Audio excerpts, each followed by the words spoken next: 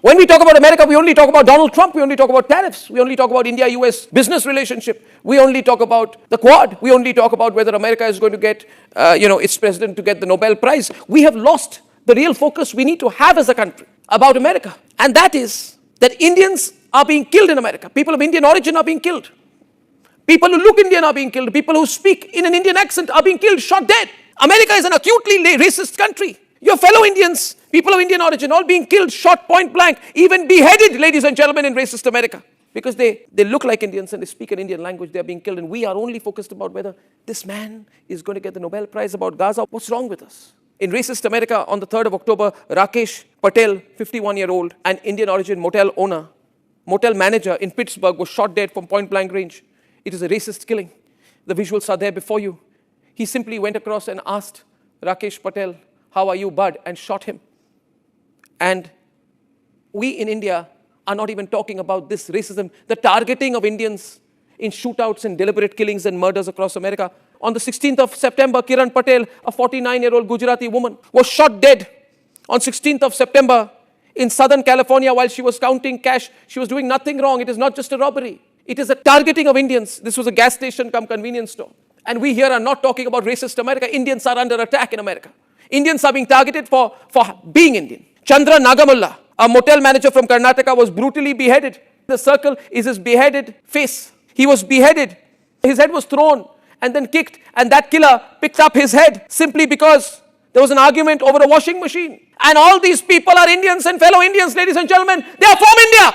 And we are quiet and talking about tariffs and Gaza and all this rubbish and the Nobel Prize. We got our focus wrong. In racist America, Leelamma Lal, 67-year-old, an Indian origin nurse, was brutally assaulted by a patient at Palms West Hospital in Florida on February 18th.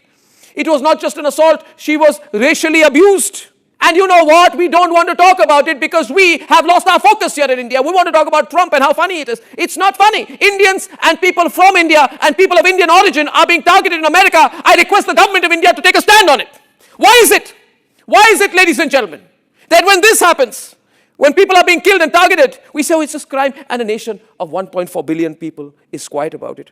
And nobody but Trump is behind the real reason for this savagery, because that man is the one drilling the hate against Indians in American minds. He's creating an anti-India atmosphere. It was evident when he said earlier this year, he says, many of our larger tech companies have reaped the blessings of American freedom while building their factories in India, hiring workers in India and slashing profits in Ireland. Under President Trump, those days are over. It's a narrative setting. Trump wants to say that Indians are unwelcome. Indians should be pushed back. And look at the visuals of the violence. We show the violence. Show the pictures of the victims of the violence. People in India must know what's going on. You see, America is collapsing as a country. It's a dead economy. In fact, it's a far gone dead economy, ladies and gentlemen. It is on the verge of entering into a dramatic and damaging contraction. Many states are in recession already. The streets of Manhattan look like that. It's garbage. America is garbage country, ladies and gentlemen. People are sleeping on the roads. Homeless. Gun violence has taken over. 47,000 people have died of gun-related injuries. There is drugs, narcotics, dirt, and garbage. This is the reality about America. The only reason America is surviving is because Indians have built America, like Satya Nadella, Sundar Pichai, Shantanu Narayan, Arvind Krishna. Indian students, ladies and gentlemen, are funding America, but it's long gone. We help America. But people of Indian origin and Indians are being targeted in America.